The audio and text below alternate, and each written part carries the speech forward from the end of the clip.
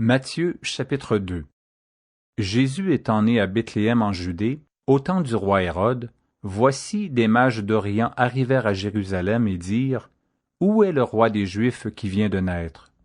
Car nous avons vu son étoile en Orient, et nous sommes venus pour l'adorer.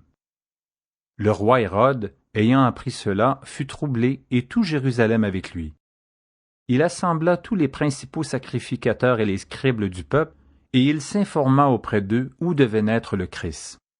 Ils lui dirent: À Bethléem en Judée, car voici ce qui a été écrit par le prophète.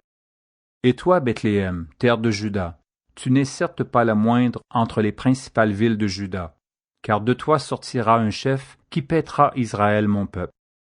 Alors Hérode fit appeler en secret les mages, et s'enquit soigneusement auprès d'eux depuis combien de temps l'étoile brillait.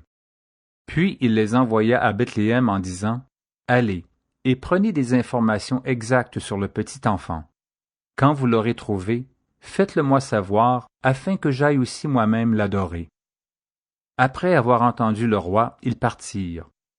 Et voici l'étoile qu'ils avaient vue en Orient marcher devant eux, jusqu'à ce qu'étant arrivée au-dessus du lieu où était le petit enfant, elle s'arrêta. Quand ils aperçurent l'étoile, ils furent saisis d'une très grande joie. Ils entrèrent dans la maison, virent le petit enfant avec Marie, sa mère, se prosternèrent et l'adorèrent. Ils ouvrirent ensuite leur trésor et lui offrirent en présent de l'or, de l'encens et de la myrrhe. Puis, divinement avertis en songe de ne pas retourner vers Hérode, ils regagnèrent leur pays par un autre chemin. Lorsqu'ils furent partis, voici un ange du Seigneur apparut en songe à Joseph et dit: Lève-toi, prends le petit enfant et sa mère, fuis en Égypte, et reste-y jusqu'à ce que je te parle, car Hérode cherchera le petit enfant pour le faire périr. Joseph se leva, prit de nuit le petit enfant et sa mère, et se retira en Égypte. Il y resta jusqu'à la mort d'Hérode, afin que s'accomplisse ce que le Seigneur avait annoncé par le prophète: J'ai appelé mon fils hors d'Égypte. Alors Hérode, voyant qu'il avait été joué par les mages, se mit dans une grande colère, et il envoya tuer tous les enfants de 2 ans et au-dessous qui étaient à Bethléem et dans tout son territoire, selon la date dont il s'était soigneusement enquis auprès des mages. Alors s'accomplit ce qui avait été annoncé par Jérémie le prophète. On a entendu des cris à Rama, des pleurs et de grandes lamentations. Rachel pleure ses enfants et n'a pas voulu être consolée parce qu'ils ne sont plus.